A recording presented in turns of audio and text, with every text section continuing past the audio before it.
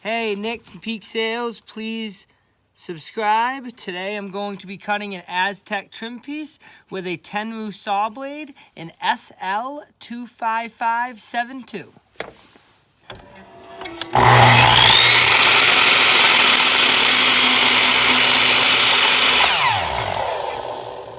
Thank you for watching. Please subscribe.